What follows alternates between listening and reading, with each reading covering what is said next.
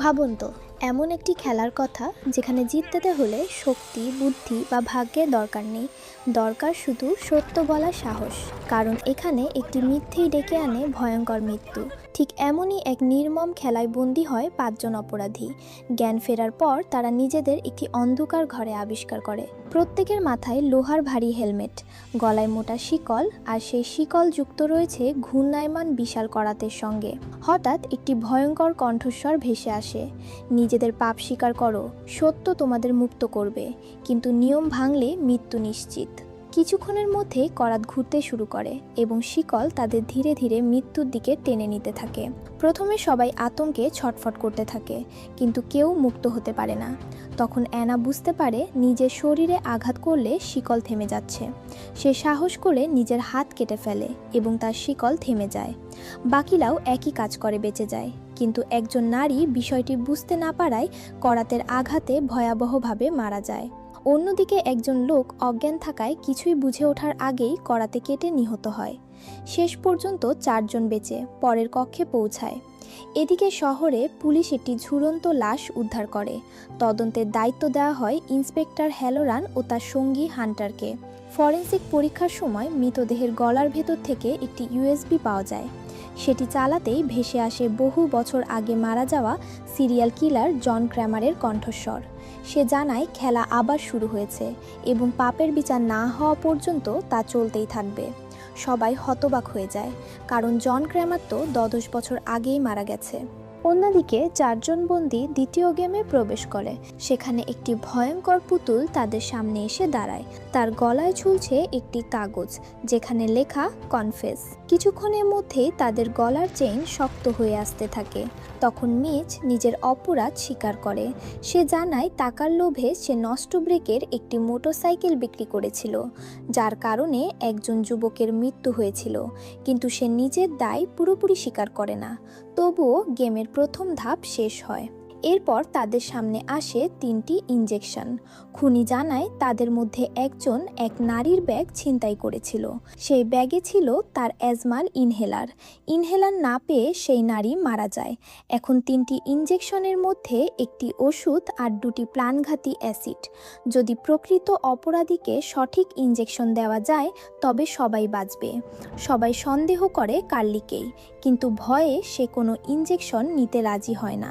সময় শেষ হয়ে আসায় রায়ান বাধ্য হয়ে 3টি ইনজেকশনই তার শরীরে ঢুকিয়ে দেয়। কয়েক সেকেন্ডের মধ্যেই অ্যাসিডে তার শরীর ভেতর থেকে গলে যায় এবং ভয়াবহ যন্ত্রণায় সে মারা যায়। এরপর রায়ান শর্টকাটে পালানোর চেষ্টা করে। সে নো এক্সিট লেখা দরজা ভাঙতে যায়, কিন্তু সেটাই ছিল ফাঁদ। সঙ্গে সঙ্গে তার পা স্টিলের তারের ফাঁদে আটকে যায়। খুনি জানায় বাঁচতে হলে তাকে একটি লিভার টানতে হবে, কিন্তু সে বুঝতে পারে না এর মূল্য কি হবে। অন্যদিকে অ্যানা ও মিচ একটি ছোট ঘরে আটকা পড়ে। কিছুক্ষণের মধ্যেই তাদের ওপর শস্য দানা পড়তে শুরু করে এবং তারা ধীরে ধীরে তাতে ডুবে যেতে থাকে। পরে ওপর থেকে ধারালো ছুরি ও পেরেকও পড়তে শুরু করে।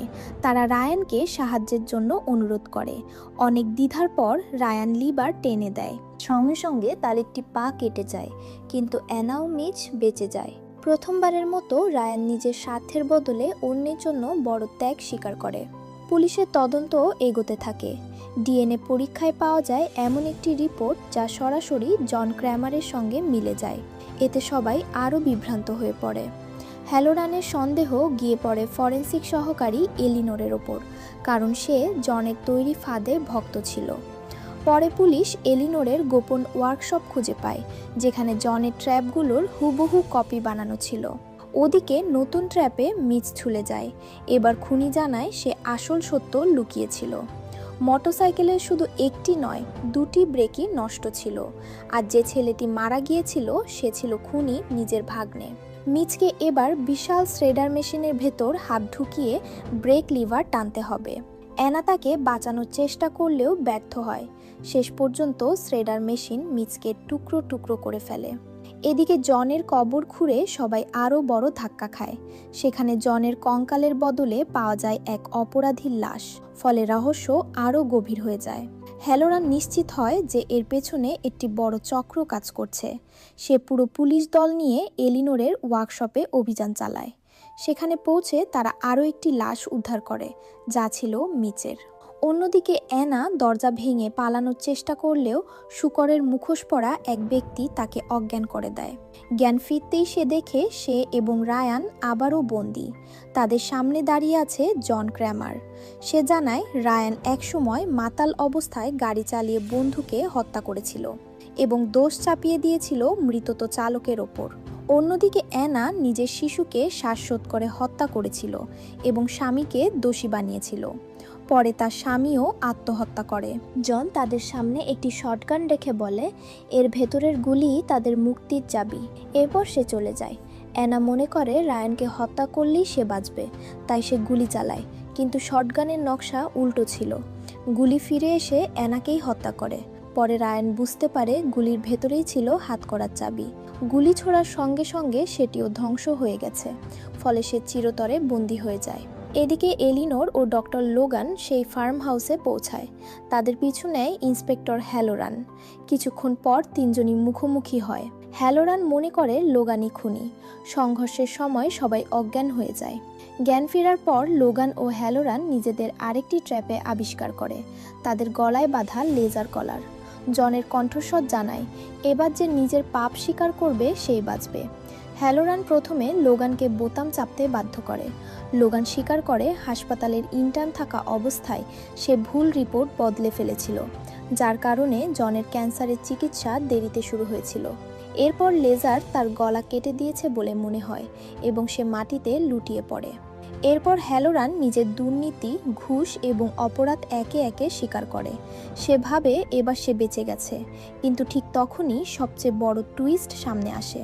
কিছুক্ষণ আগে মৃত ভেবে ফেলে রাখা লোগান উঠে দাঁড়ায়। জানা যায় তার গলার লেজারটি ছিল নকল এবং রক্তও ছিল কৃত্রিম। এরপর লোগান এমন এক সত্য প্রকাশ করে যা পুরো ঘটনার অর্থ বদলে দেয়। এতক্ষণ যে গুদামের খেলা দেখানো হচ্ছিল তা বর্তমানের ঘটনা নয়, সেটি ঘটেছিল ঠিক 10 বছর আগে, জন ক্র্যামারের জীবদশায়। পরিচালক একই সঙ্গে অতীত ও বর্তমান দেখিয়ে দর্শকদের বিভ্রান্ত করেছিলেন। দরজা খুলে লোগান দেখায় রায়ান ও অ্যানার কঙ্কাল বহু আগেই পড়ে আছে, অর্থাৎ তাদের মৃত্যু বহু বছর আগেই হয়েছিল। লোগান আরও জানায়, প্রথম গেমের শুরুতে যে লোকটি অজ্ঞান হয়েছিল সেই ছিল লোগান। জন শেষ মুহূর্তে তাকে বাঁচিয়ে নিজের শিষ্য বানিয়েছিল। এরপর বহু বছর ধরে তারা একসঙ্গে ট্র্যাপ তৈরি করেছিল। পরে নিজের স্ত্রীর হত্যার প্রতিশোধ নিতে লোগান একই ধরনের নতুন খেলা তৈরি করে, কারণ যে অপরাধী তার স্ত্রীকে হত্যা করেছিল তাকে হ্যালোরান ঘুষ নিয়ে ছেড়ে দিয়েছিল।